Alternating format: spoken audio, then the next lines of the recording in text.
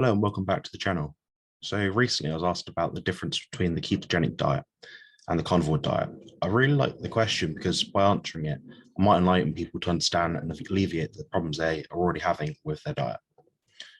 So the ketogenic diet focuses on macros, 65% fat and under, 25 grams of carbs, maybe 50.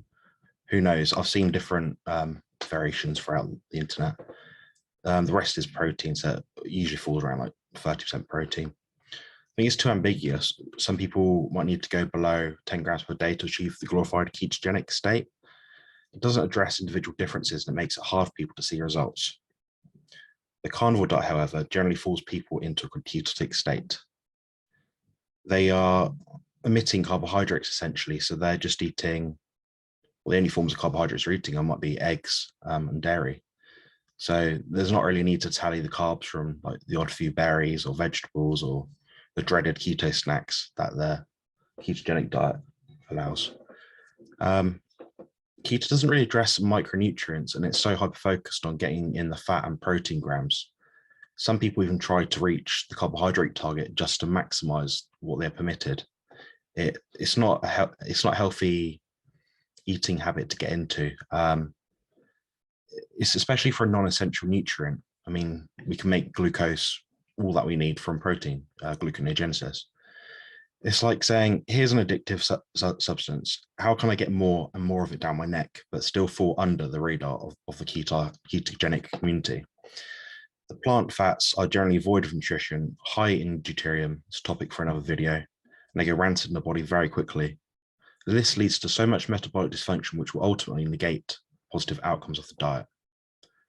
The carnivore diet addresses all of these things, maximizes nutrient density in the most bioavailable food formats. I spoke to someone recently and we basically said, you wouldn't put petrol in a diesel engine, so why would you put plant foods in a biological mammal? It's like running Windows software on a Mac. It's just not going to work. Keto's become a kind of strange, twisted version of what should be a healthy, sustainable diet. It addresses some things, granted, but eating habits, understanding true hunger signaling, it just doesn't. When you dysregulate your mitochondria and put foods into your system, which throw us out of whack, it makes our electrolytes go off the rails. So there's no auto-regulation there. And most ketogenic influencers recommend electrolyte supplements, and it's hardly a sustainable approach. I mean, not just for the wallet either. You got to think, oh, okay, it's got to this time of day, I need to add my magnesium powder, my, salt, potassium, whatever it is. Too many keto snacks, and there's just a lot of fake foods. It's ultra processed, void of micronutrients. There's just a lot to wish for in this way of eating. And sadly, it just doesn't cut it. The criteria of a healthy diet shouldn't need amazing looking foods with strong taste to throw off our senses. Remember, we eat in hope that we may live. It's not the other way around. The carnivore diet removes a lot of variables that people have problems with. For example, there's no guesswork. You eat a select few food groups ranging from ruminant meat, poultry, fish, eggs, dairy, and organ meat. As you progress and time goes on, you'll find you'll have a taste for some of these foods more than others. Your brain is in tune with your body and your hunger signals will manage the diet for you if you listen to it. And generally, people will fall between a 1-to-1 and 1-to-2 protein to fat grams by ratio. So that might look like someone might be on 100 grams of protein and 200 grams of fat. That'd be the 1-to-2. Or the 1-to-1 would be 100 protein, 100 fat. Most people fall between that sort of bracket. The majority of people will be fine doing this, but some may fine tune it to alter their body composition. They might also do it to regulate autoimmune disorders, and I've seen that with the higher fat approach. The carnivore diet also removes fake and processed foods. So some people will include processed deli meat, granted, but that's not the norm. It's more as a treat to some people. But these foods are so heavily processed that they just don't digest as well as food in their whole form. Another thing is that the diet helps to actually balance electrolytes, different to the ketogenic diet. Part of the issue with the ketogenic diet is that it focuses in itself to reach a state of ketosis. People are often chasing ketones with their urine strips and keto mojo devices, but that can sometimes lead to issues. I know Amber O'Hearn is of the same mind. She's a famous carnivore, basically, in the scene. You've probably mostly heard of her. My thoughts are that our body should naturally cycle in and out of ketosis, and that is done by elevating insulin. And you might say, what does this do? I thought insulin was bad. Well, in part, yes, in excess, but it is necessary to drive minerals and other nutrients into our cells so that we can thrive. The electrolyte issue people have with their diet is often consuming protein in such a small amount in hopes of preventing gluconeogenesis. However, by not eliciting a significant bump in insulin, notice I say bump, not spike, we cannot regulate our electrolytes as efficiently. So how do we tackle this, you might ask? The thing is to consume a large amount of protein at least once per day. This amount is very individual, but these meals should contain a significant amount of animal foods, particularly those high in taurine.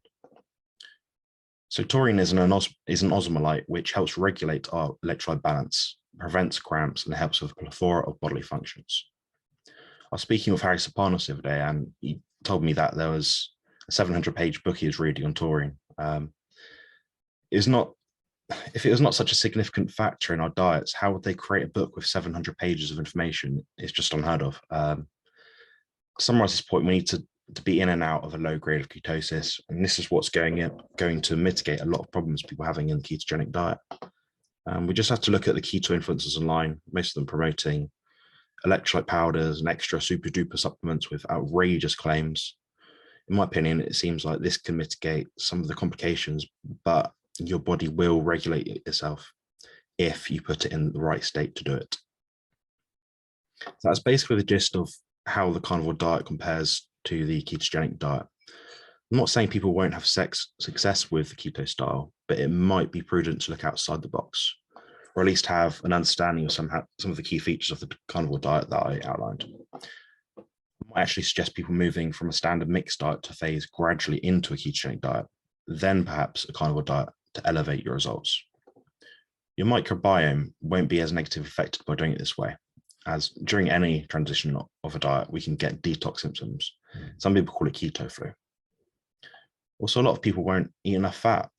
The way we are indoctrinated nowadays is that fat is bad and we have an aversion to it. And that seems to be across the board in most Western countries, at least. So a lot of people that make this switch will feel flat and depleted. But there are studies on fat adapted athletes which actually have equal muscle glycogen and exercise performance to their glucose adapted counterparts. The whole thing is to give your body enough nutrients in order to basically make it function the way you want it to and thrive. And that's how you're going to get the performance outcomes you want. Anyway, I'll wrap that one up for today, I think. And hopefully it answers some of the questions my viewers keep asking. Anyway, thanks for watching, and please remember to like, comment, and subscribe.